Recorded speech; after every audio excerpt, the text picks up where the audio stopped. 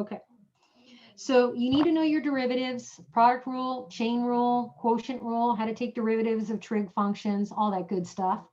And then we're going to look at integration and do some integrals. And hopefully you remember some of the rules and regulations for integration, like the power rule and the exponential rule, the log rule, and how to use U substitution within the context of all those rules. Those are all the things that I'm imagining that you've seen before.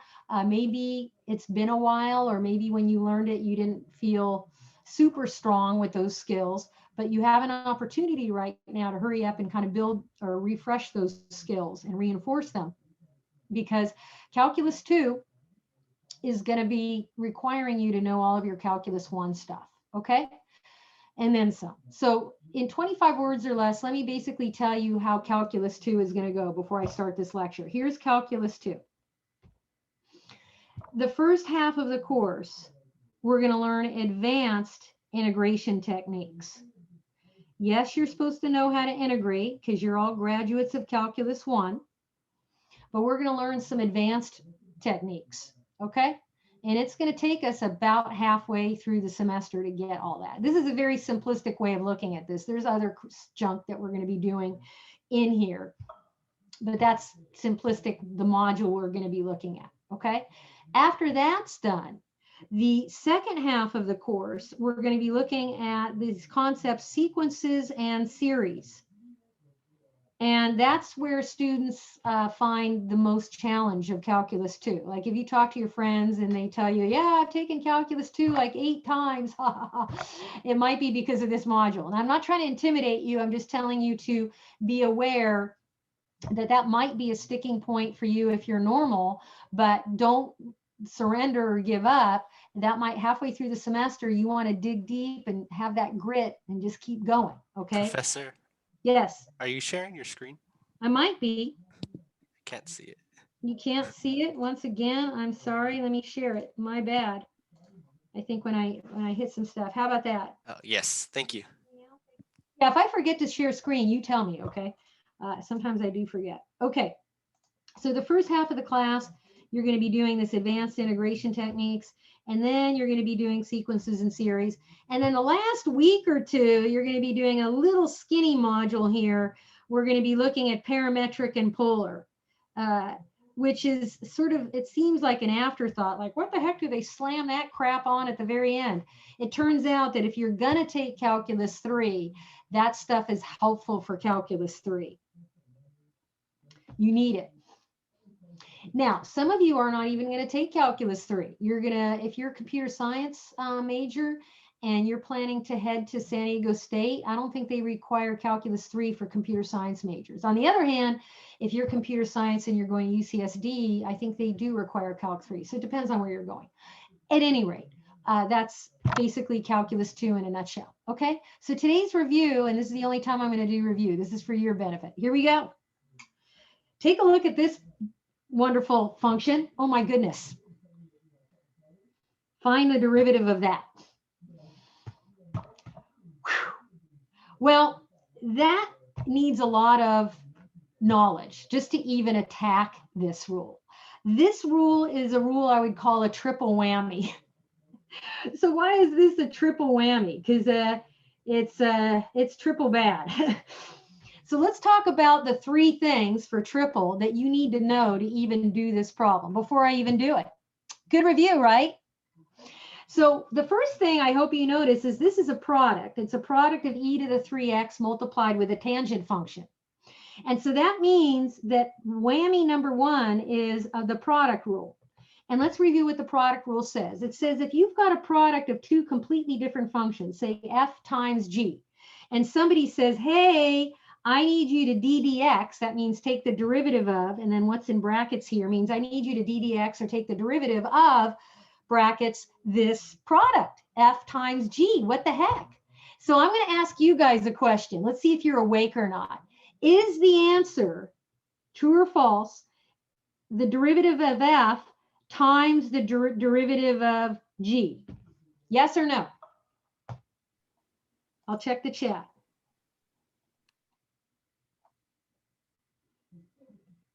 Everybody's saying no. Are you sure?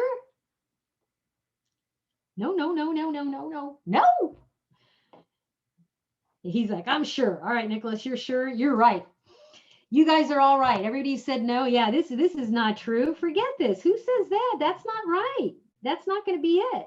Not even close, okay? Not even partial credit close, okay? And I do give partial credit, lots of it.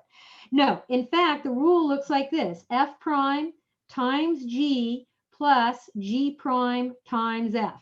So you better know that. The second whammy that I need you to know is what is called the exponential rule for derivatives. And it looks like this. If I'm going to take d dx, that means take the derivative of e to the u power, the derivative of e to the u is e to the u, aha, times, and this is where the chain rule comes in, u prime. Okay, you need to know your chain rule with this exponential rule. The third thing that you need to know in order to even start this problem is the tangent rule. Well, what the heck are you talking about? I'm saying, what is the derivative of tangent? So you need to know d dx of tangent of u is, and this is weird, I always have problems memorizing this one, sec squared of u times u prime. And I usually like to put the u prime in front of the sec squared so I don't get confused and think that's part of the argument of the secant, okay? So these three things you need to do just to begin to try to do problem one. Otherwise, forget it and don't guess, okay? So what I'm going to do is I'll do problem one on the appended page because I'm running out of room here. Let me copy it down. So here's the problem one. Y equals e to the 3x times tangent x squared. So now we're going to find y prime. So before I start, because I'm going to use the product rule, I'm going to call this guy f, and this guy is g, and I know that y prime is going to be f prime times g plus g prime times f. This is the product rule, people, in action, okay? That's the product rule in action. Then what? Well, let's do this on the fly. So what is f prime? What is the derivative of e to the 3x power? If you use the exponential rule that I went over, d dx of e to the 3x, where the 3x, you can think of that as being the u, is going to be e to the u, that's e to the 3x, times u prime. So does anybody know what the derivative of 3x is? Not a trick question, anybody? 3. 3, everybody says 3. Yes, 3 is correct. So times 3. So this is going to go right here. So I'll go 3e to the 3x times the original g. So I'm just going to copy g down. It's 10x squared. Just copy it down. Plus, now I got to do g prime. Uh-oh. So what is d dx? I'm just doing this over here on the side here. Of tangent of x squared. Well, I did the tangent rule up above there. This right here is the u. And so if you recall, the derivative of tangent of u is sec squared of u. So it's going to be sec squared of x squared times the derivative of u. So what's the derivative of x squared, folks? 2x. 2x. And I like to put the 2x in front so it doesn't look like the 2x is part of that. This is called the argument of the secant, the x squared. You don't want to multiply that with the x squared. That'd be bad. So 2x sec squared x squared times the original f, which was just simply e to the 3x. And I am going to probably mark you wrong. You're done. And the reason why I'm going to mark you wrong is I like this exponential to be written in front of the sec squared, again, because somebody reading it might get confused that the e to the 3x is part of the secant argument, and it isn't. So just make it look kind of pretty for me. Put the trig stuff last, and we're done. Now, some of you may have had a Calc 1 instructor that would just blow a gasket unless you completely factored your final answer. I don't. I'm done here. But if you feel like, well, I want you to factor out the greatest common factor, otherwise I don't feel good. And MyMathLab lets you. It won't mark you wrong if you want to. If you prefer to write this because you're that kind of person, you're like, I got to factor it, otherwise I don't feel right. Fine. You can factor out the e to the 3x, but I'm not going to give you any extra brownie points for doing that. And I won't mark you wrong if you don't. Okay.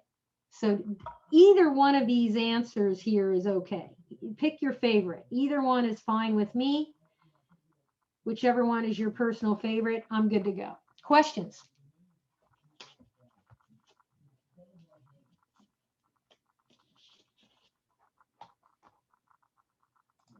I'll look in the chat. Nobody, everybody okay with this? That was pretty hellacious problem, wasn't it? But it was probably good review for some of you, right? Because you might have had a really long break and you forgot everything you learned. I hope not. You never know what happens in breaks, right? Okay, let's look at problem 2, since we have no questions. Look, h of t is equal to ln, that's natural log, of secant of t, divided by sine of t. Ooh, that looks terrible. Let's find the derivative of that guy. Now, let me ask you a question. Let's just look at the numerator only. Just examine this on the side. Let's look at some scratch. Is this a product of two functions? Is this a product of the logarithm with secant? Yes or no? I'll check the chat in case some of you are answering me in the chat. No. Yeah, nobody says yes. Are you sure, guys? Don't think so. Okay. The answer is no, but a lot of students, you know, sometimes I guess when, you know, people are taking a quiz or exam, they're super nervous and then they get really psyched out and confused and they start doing weird things and make silly mistakes. This is not a product. This is one function. It's the natural log of secant. So there's no multiplication going on here. Don't go, oh, that's ln times the secant. No. Secant is known as the argument of the logarithm. It's not the kind of argument where you know, get into a debate with somebody, but it's known as the argument. Just like if you were just doing, let's just say ln of t, that's a different problem, but I'm just saying t would be called the argument of the log in that case, okay? So back to the problem. How the heck are we going to tackle this derivative? Yes, we're going to use the chain rule, Hajim, you got that right. But before I do the chain rule, I want you to notice that this is going to be a double whammy problem. Actually, it's a triple whammy. I lied. It's another triple. Why? It's another triple whammy. Good God, man. I love triple whammies, don't you? Because when you get it right, it feels so good. When you get it wrong, it doesn't feel good. But so the first whammy that we're going to notice is this is a quotient. So I'm going to need to learn or use the quotient rule. What does the quotient rule tell us? From Calc 1, if you're taking d dx, the derivative of f divided by g, that's what we're having here. You have to go f prime times g minus g prime times f divided by g squared. So that's the first whammy. The second whammy is you have to know how to use the log rule for derivatives. What is the log rule for derivatives? It says d dx of ln of u is 1 over u times u prime. Okay? And you can rewrite that as u prime over u so it looks prettier. Fine. The third whammy is, do you guys remember how to take the derivative of secant? That's terrible. Yeah, the derivative, d dx, of secant of u is, and I always forget this one also, I have to always go look it up, secant of u times tangent of u times u prime. Those are the three whammies that you need to have before you can even tackle this problem. And now we're ready. So if I go back to the original problem, I'm going to label the numerator f and the denominator g, so that when I apply this quotient rule, f prime g minus g prime f divided by g squared, we're going to be good to go. Let's do this in slow motion, okay? So what I mean is, if f is equal to ln of secant of t, what would f prime be equal to? Does anybody want to try that one? You're going to use this log rule for derivatives. where the secant t is your u. So you're going to go, oh, well, the derivative of a logarithm is 1 over u. So it's going to be 1 over, oh, sorry, my Microsoft Surface Pro is slowing down. 1 over secant t times u prime, the derivative of secant t, which is secant t times tangent t times the derivative of t. Does anybody know what the derivative of t is with respect to t? I'll check the chat. Yeah, good one. Excellent. So can I simplify this f prime any further, or is it as simplified as it gets? I mean, if I rewrite it as sec t over tan t all over sec t, this might help you see it better. Do you see that we can reduce to lowest terms? So that's nice. And then we're going to need g and g prime, where g is sine of t, and then g prime would be the derivative of sine. Does anybody remember how to take the derivative of sine? I think they taught you that in Calc 1, right? What is it?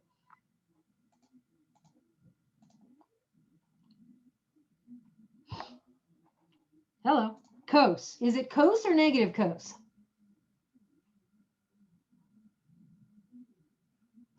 Is it cos or negative? Sometimes people forget. It's cos. Good. So it's going to be cos t. Okay, so now that we have all the ingredients, we can just plug all those into our quotient rule. So, and when you do a derivative, I like you to label, otherwise I'm going to take away a point. What do I mean? I want you to write h prime of t equals, and then give me the derivative. If you fail to do that, you just like write the derivative without saying who it is and label the guy, -1. Okay, so you're going to go f prime g, so you're going to go f prime, which I think is tangent t, times g, but g was just sine, right? Minus g prime, but that was cos, times f, but that was the logarithm, the ln of secant of t. Oops. And then you want to divide this, by the g squared. So that's going to be sine squared of t. Now, I always like you to reduce to lowest terms if possible. Is there a way to reduce this quotient to lowest terms? I mean, does anything cancel?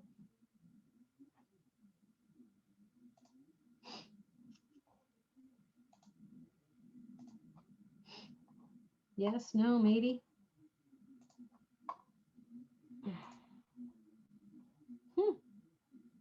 Mm-hmm.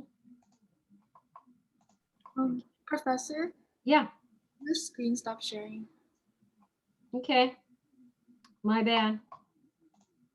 Try again. Thank you for letting me know. Oh, I guess it did. I don't know why. Okay. Can you guys see that now? Is it okay? So I'm just asking this answer that I have right here so far, could I further simplify that or not?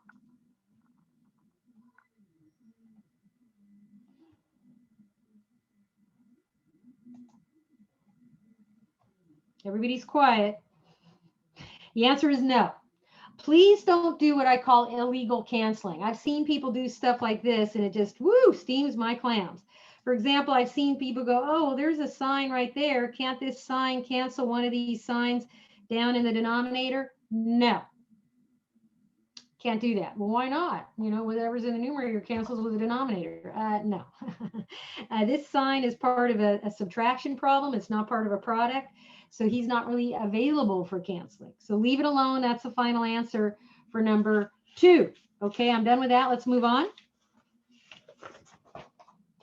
And we're going to do one more derivative type problem. We're going to find the equation of a tangent line. Okay, you did this in Calculus 1 a million times, so you should know how to do this here.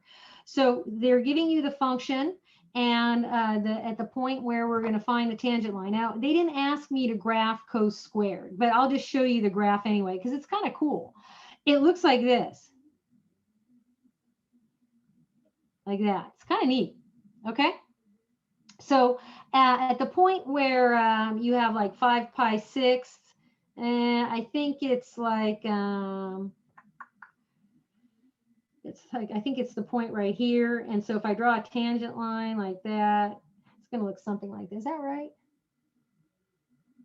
No, that's the wrong area. Sorry. It must be somewhere. I think it might be right here. I have to go check it.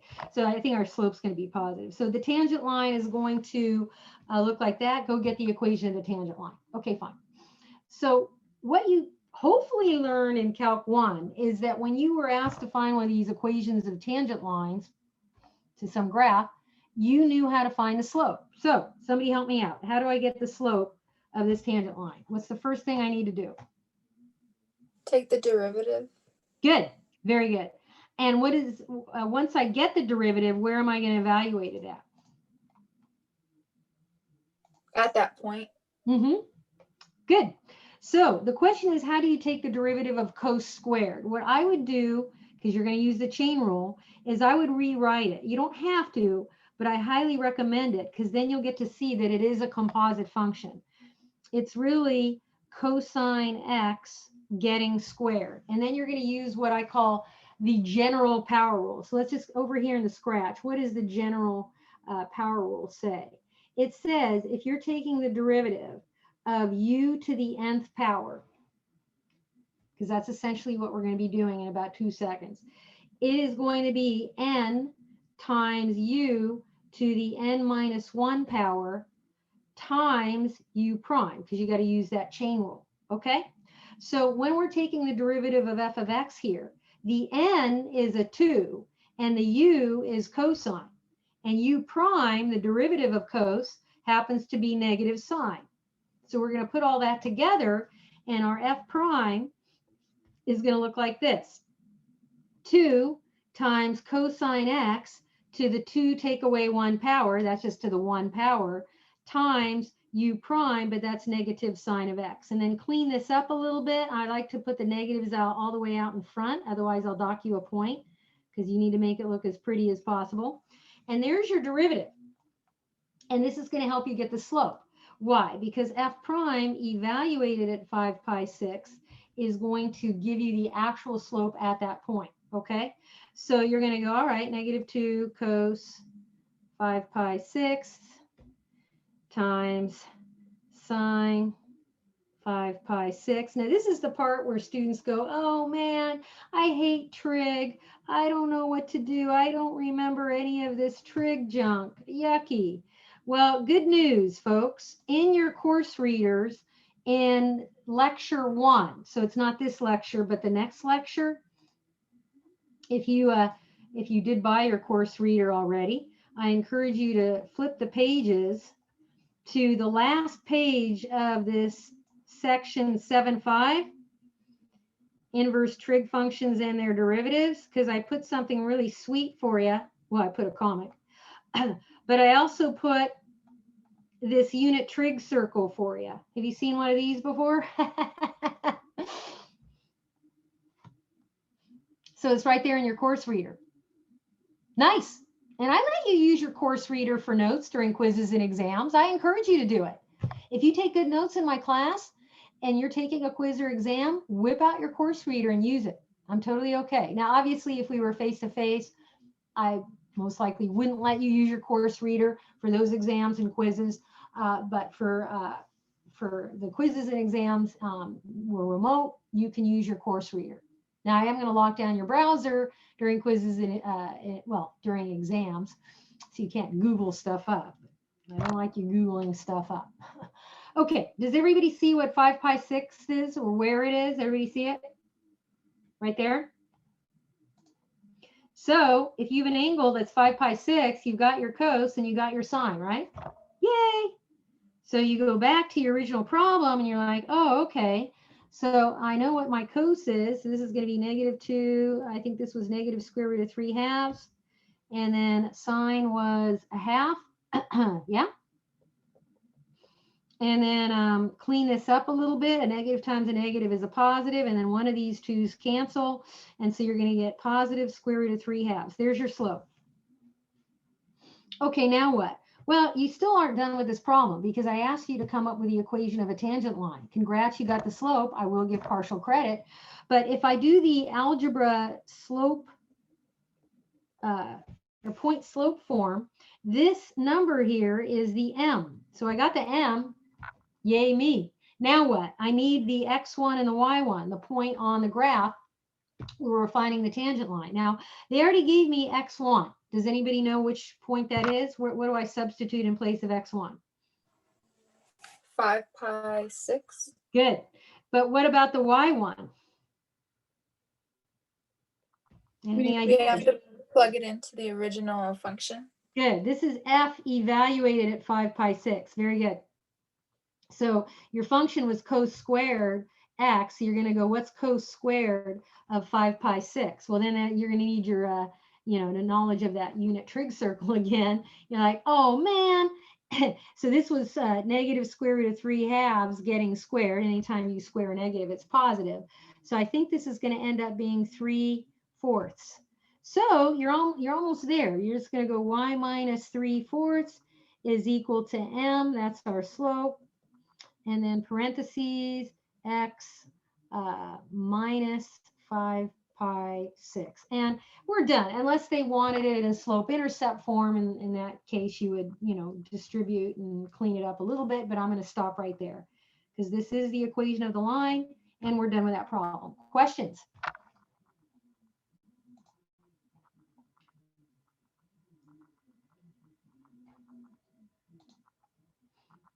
Okay. All right. So now we're going to do integration. Now, folks, I'm going to be honest with you. This is the part where it's a little dicey because even though you're graduates of Calc 1, I get it. It's been 2 months. You maybe did some integration. That's a little bit of a problem right there because if you don't use it, you lose it. And your teacher may have covered U substitution super fast and you didn't get a chance to really integrate it into your DNA. And so you may need to do a lot more catch up and homework and review to boost your integration skills. Because remember, the first half of this class, we're going to be doing advanced integration. And so you already have to have all your Calc 1 stuff super strong, ready to go. So I'm going to remind you as we do these problems how to roll. So don't worry. We'll get to it. I might even put you in breakout rooms and have you try something on your own. Okay. So let's take a look at this first problem. Oh my God, that looks hard. First of all, it's a definite integral. Why do I call it a definite integral? Anybody remember from Calc 1 what a definite integral is? I don't know. It's definitely hard. Ha ha ha. LOL. We're given values, boundaries. Okay, and those are bounds. Yeah, and I call these limits, upper and lower limit. Okay, there's the lower limit of the integral, there's the upper limit. So anytime you have little numbers attached to your integral symbol, those are the limits, and those that tells you it's a definite integral, okay, as opposed to an indefinite integral. Okay, so it's definite, so we got to notice that, so we got to be careful. I also noticed that it looks kind of messy. It's got a polynomial in the numerator and a polynomial in the denominator. Yucky. That's horrible. So what's going to, how are we going to integrate this? Well, here's the deal. It turns out that the log rule is going to be used with U sub, okay? But you better know what the log rule is. So it looks like this. Integral of 1 over U du is ln, absolute value of U, plus C. But for this problem, we're not going to do a plus C. How come? Why do we not need a plus C in this particular answer?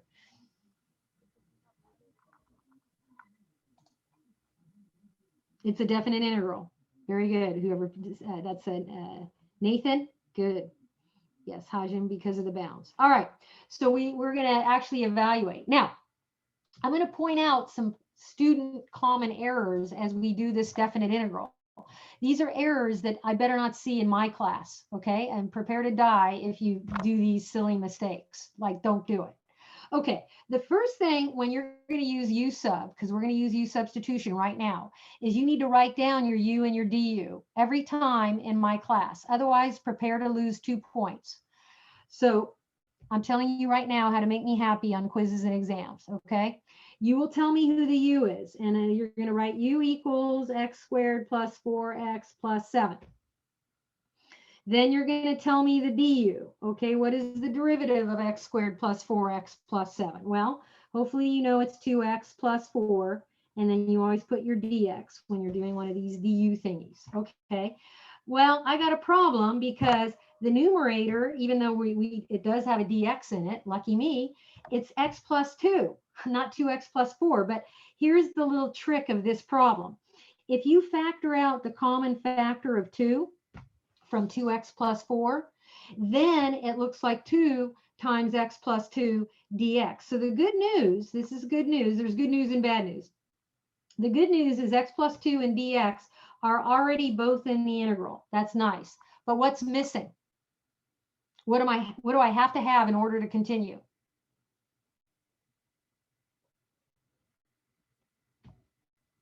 I need that 2 to be in the integral. Now, some of you, your teachers have you solve for the dx. I don't do that because I wasn't taught that way and I don't like it.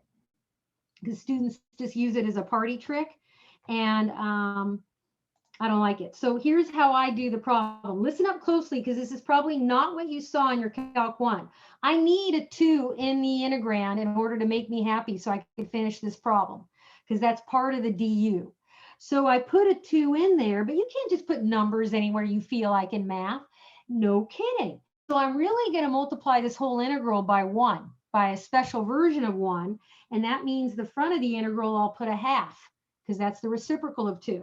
Now I can do the rest of this integral. So the intermediate step that I want to see on your paper is when you're using u sub, what does the integral look like now that you're using u's?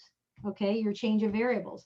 Now your answer is going to be 1/2 ln absolute value of u, but be careful because the limits here, 1 and 3, refer to x, not u. And I know some of you change your limits. I don't. And I really prefer if you don't. It's easier for me to grade if you back substitute for u right now. So what am I saying? What was u in the first place?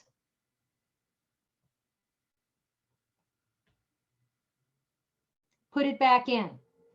So what I want to see you do is you're going to go 1/2 ln absolute value of x squared plus 4x plus 7.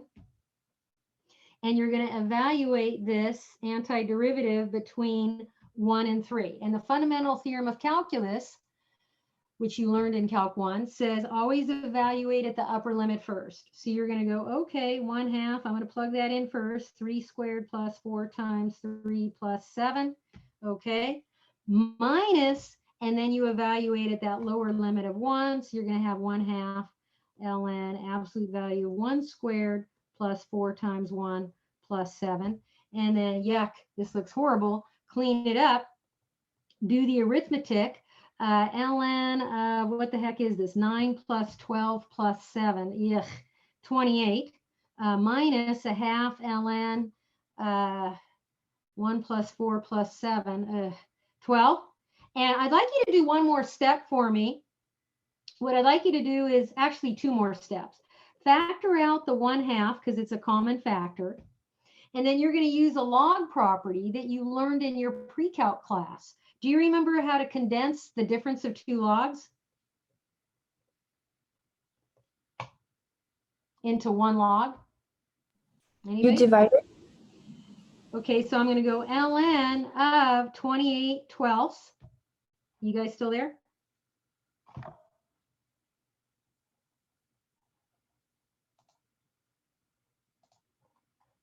Can you guys hear me okay? Yes. It sounded like it went dead there for a minute, sorry. And then do one more step because I like you to always simplify or reduce to lowest terms all your fractions, otherwise -1 every time you forget. 28/12 does reduce because those are both divisible by 4. And so when you divide both of those guys by 4s, I get 7/3, and there's my final answer. Yay! I don't, Professor. Yeah. I think your screen stopped sharing again. Screen keeps stopping the sharing. Gosh, why does it keep doing this? Seems like this Southwestern College Zoom is not as good as the old one. Or maybe it's just me. I don't know. Weird. Weird. Screen share. Okay, can you guys see now? Is it okay? Yes, no? Yes. Okay, so any questions on the answer 1/2 ln 7/3? Are you guys getting anything from this review? Is this helpful? Or are you like bored out of your mind? No, this is perfect, Professor. Okay, I just checking because I don't want to sit here and just talk to the wall and have half of you, you know, taking a coffee break in your kitchen going, ah, boring. Okay. Now, some of you, this might be boring. I don't know. All right. Now, number 5, I'm going to move on. Number 5, there's a couple ways to do number 5. One way you could use a trig identity, but I'm not going to. I'm going to use the power rule. Now, believe it or not, you're not going to use the sine rule or the cosine rule. You're going to use the power rule. And so let's go over the power rule for integrals. I already did the power rule for derivatives up above. So if you, in case you forget, the power rule for derivatives looks like this, but the power rule for integrals, here we go, looks like this. The integral of u to the nth du is equal to u to the n plus 1 power, divide out by n plus 1, plus c. But of course, in this problem, we won't do a plus c because it looks like this is also a definite integral. Now, I do want to say that this power rule will not work if n is a particular number. So n is not allowed to be what? Anybody remember from Calc 1? -1. Good. If it is a -1, which rule are you supposed to use instead?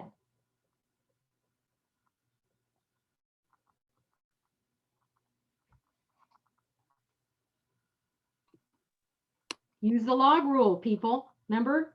1 over u du, etc. Hello? Is this clear? Yes.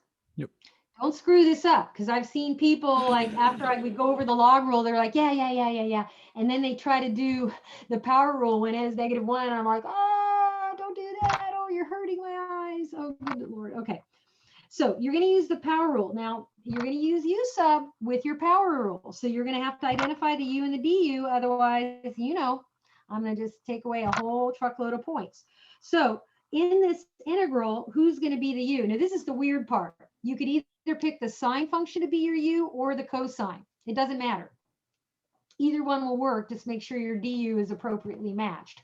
I'm going to pick the easier of the two choices, which I claim is u equals sine of 2x, because the derivative of sine is positive. Whereas if I pick u to be my cos, my derivative would be negative, and negatives sometimes mess me up. So if u is sine of 2x, using the chain rule, what is the derivative of sine 2x? It's cos 2x times the derivative of 2x, which is 2.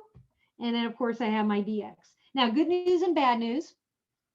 The cos 2x dx is already in the integrand. He's right there. I'm like, yay. So I have most of my du there. It's almost ready to go. But what do I need that's missing? I need a 2 in there. That has to be in there to fulfill on having the du portion. So what I do, and this is how I roll, I put a 2 in there, provided I multiply the front of the integral by the reciprocal of that number. So I'm really just multiplying the whole shebangy by 1, and then it's legal. Now, when I rewrite the problem in terms of u's, this is what I'm integrating now, 1/2 the integral of u du. And using the power rule, that's going to be 1/2 u squared over 2 plus c, but we're not going to do the plus c because this is an integral. So this is u squared over 4, but you're going to that's a 4. You're going to back substitute what was u. Remember, it was sine of 2x. And now you're going to evaluate between the lower and upper limits of this integral. Some of you call it bounds. That's fine. And so fundamental theorem of calculus says plug in the upper limit first. Fine. Now this is going to get kind of weird. So you're going to go sine of 2 times pi thirds squared over 4 minus sine of 0 squared over 4. Well, sine of 0 is a really cool number. Anybody know what it is? Not a trick question. 1. Okay, that actually would be cosine of 0 is 1, but sine of 0 is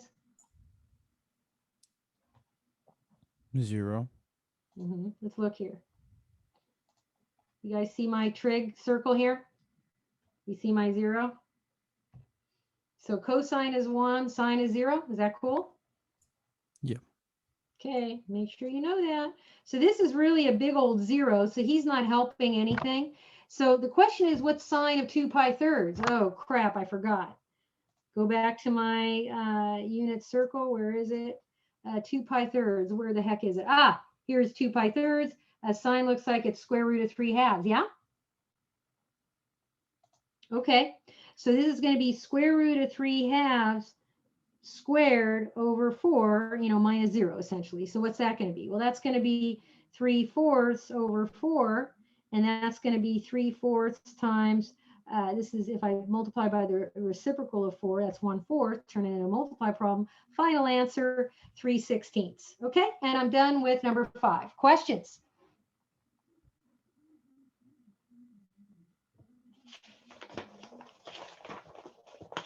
Okay, I'm sick of talking. So let's do oh man, come on, baby. Let's do a poll just for fun. Oh, polls. Okay, so stop share results. I got some other fun polls. Okay, how about, are you still here? Okay, everybody answer the question. Do, do, do, do, do. And then I'm going to put you in breakout rooms and you're going to have fun doing a problem in integration with a buddy.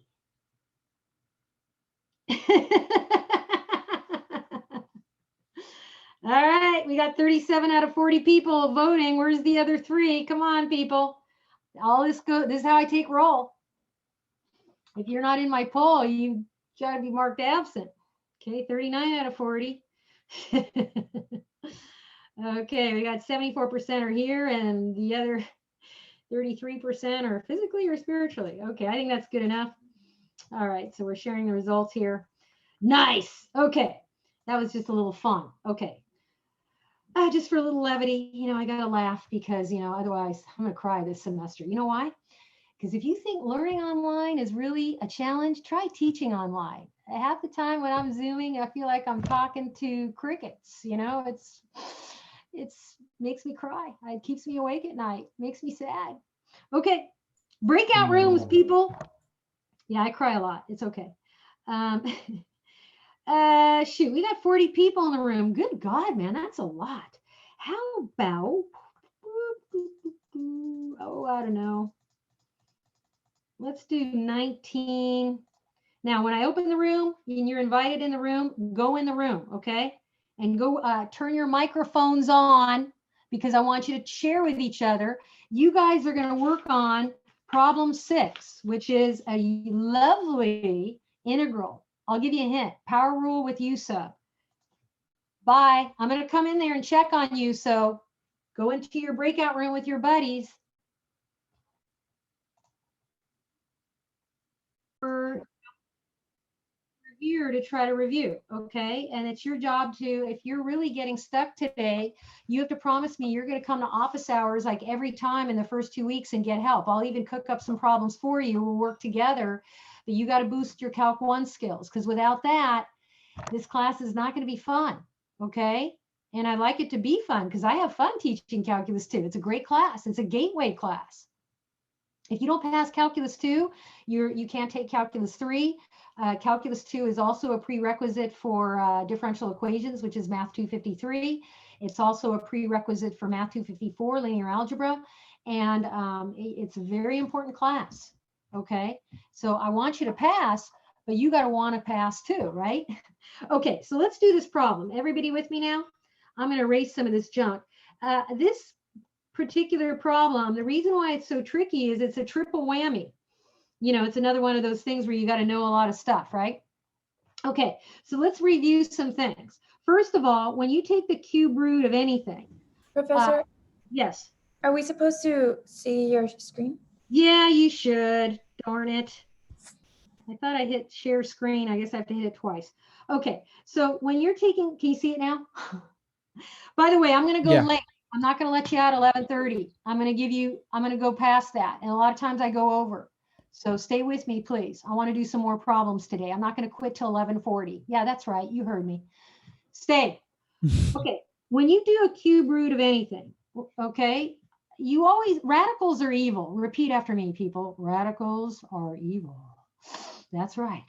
And radicals suck. You always want to rewrite your radicals with exponents. Why? Because that's how you roll. It's easier to apply the rules. So if you have the cube root of a, that means the same as a to the 1/3. Okay? Similarly, like if you had the 9th root of, I'm just making something up, you would rewrite that as a to the 1/9, et cetera, et cetera. So why does that matter? Because before you do this problem, if I were you, I would first rewrite it as t squared plus 7 to the 1/3 before you even do business, because radicals are evil. And I do the same with derivatives. If I'm differentiating something that's got radicals in it, I totally rewrite all my radicals with exponents before I even touch the calculus. Okay, and you should know that. If not, you heard it here first.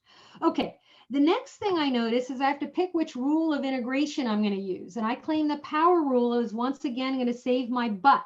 So let's review what the power rule is again before we do it. It says the integral of u to the nth du is equal to u to the n plus 1 divide out by n plus 1 plus c.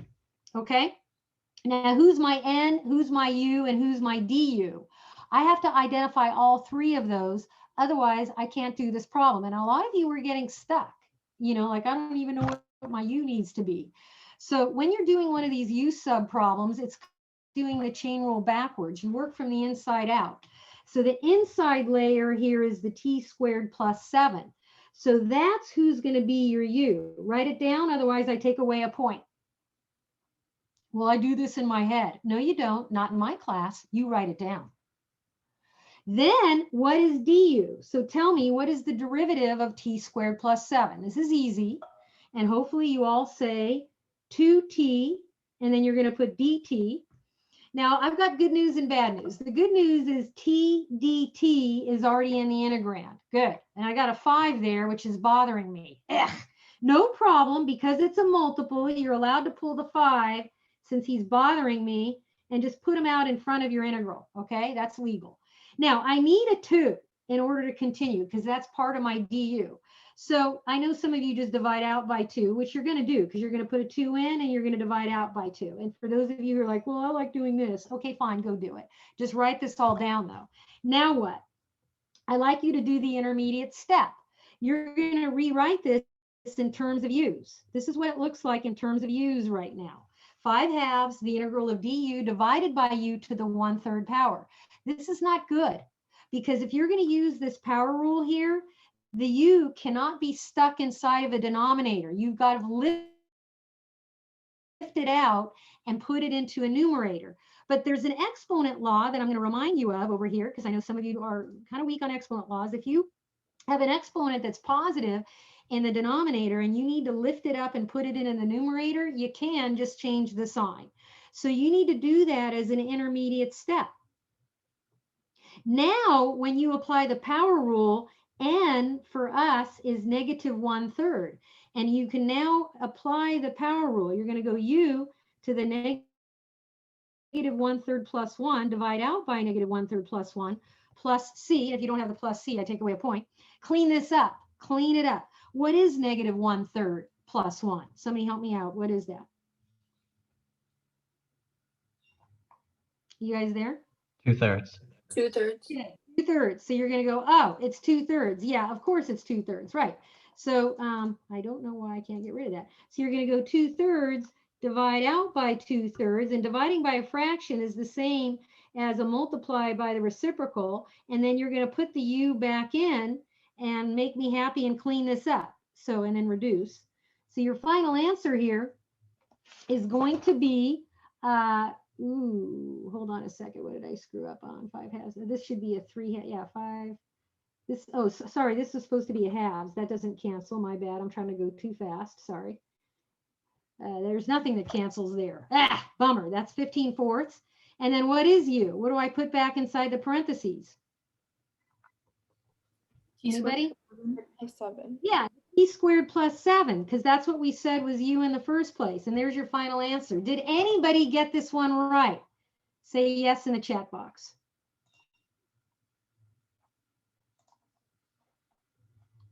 Two people? Oh man. 3 people. 4. Well, we're going to have some practicing to do. Okay, I'm going to skip number 8. Let's do number 7. Number 7, this is hard. How do you do this? Because this looks really hard. I know it looks hard. Yeah. So I claim you're going to use the cosine rule. Well, there's a log in there. Don't I use the log rule? No. You're going to use cosine u du, and you learned how to take the integral of trig functions in Calculus 1, is equal to sine of u plus c. You're going to use this rule to do number 7. Really? Yeah, but because you're using it with u sub, you better tell me what the u and the du are. Otherwise, I don't give you credit. Don't tell me you do this crap in your head, because then I'm just going to go forget it. All right? I can't even do this stuff in my head, okay? And I've been teaching Calculus 2 since 1996. Yeah, baby. I've been teaching Calculus 2 longer than some of you have even been alive on this planet. So does anybody want to guess what the u is going to be for this problem? Is u natural log Yes, ln of x. x? Okay, and then what's the derivative of ln x? Quick. E 1 over x x, yeah. dx. Now, good news for this problem. 1 over x dx is already in the integral. It's sitting there waiting to get used up as the du portion. It's playing the role of du. So this integral, when you rewrite it in terms of u's, it already looks like cosine u du. And so your result is going to be sine of u plus c. But then you got to put your u back in. So parentheses ln of x plus c. Final answer, sine of ln of x plus c. Yeah, I'm going to keep going.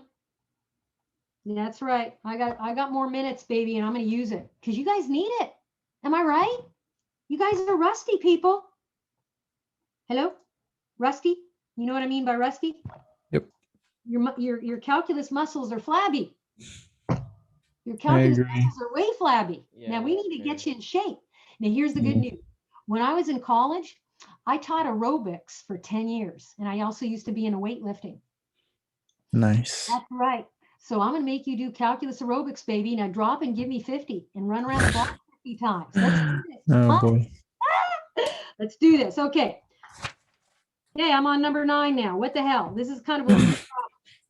I don't know what I just did, but it's something weird. So I claim I'm going to use the exponential rule with u sub, of course, with u sub. But what is the exponential rule? You learned it in Calc 1, trust me. Really? Yeah. The integral of e to the u du is equal to e to the u plus c. Do you remember this? Sure you do. Yes. So since here's the problem. I don't like my exponentials caught downstairs. That sucks. Let's bring them upstairs. What am I going to have to do to them to bring them upstairs? Change the sign. That's easy. And now do the problem. So I claim this right here is the u. Write it down. So who's my du? Well, the derivative of negative x cubed is negative 3x squared dx. I got good news and I got bad news. The good news is x squared and dx is already in the integrand, waiting to get used up. What do I wish were there, but it's not there that I need? A negative 3. Well, I got a 5 instead. That 5 is messing with my head. Screw him. Pull him out in the front and as a constant multiple and put your negative 3 in there. I'll put it over here. Provided you divide out by a negative 3. So what does this integral look like right now? When I rewrite it in terms of u's, it looks like 5 divided by negative 3, e to the u du. And then when I apply the exponential rule, which basically just says this, and then put your u back in, when I back substitute for u, what is it?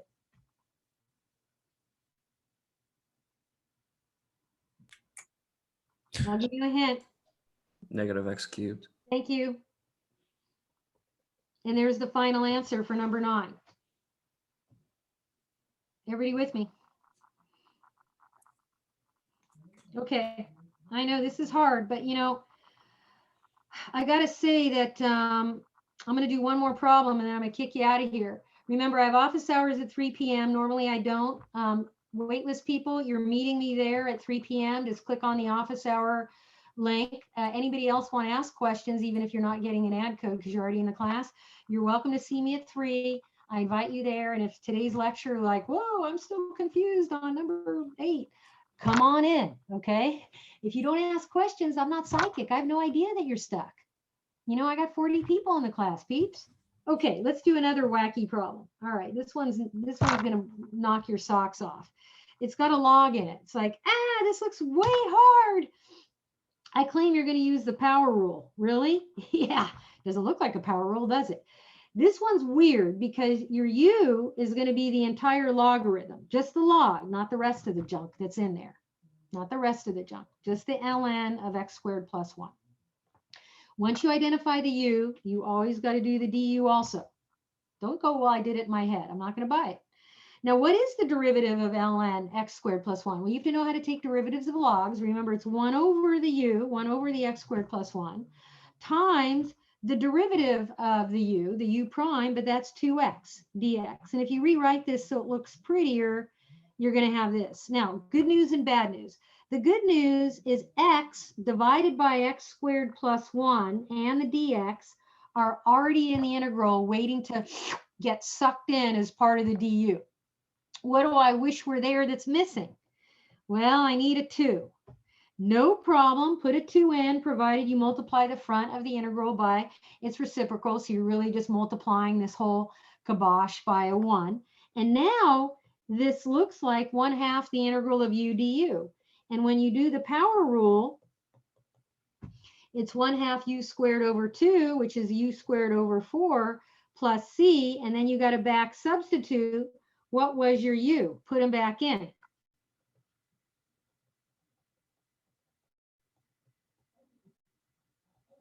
Now, the question I have for you, and this is the last thing I'm going to leave you with, is that totally simplified, or can I use a log property to make it look a little prettier? You guys still there?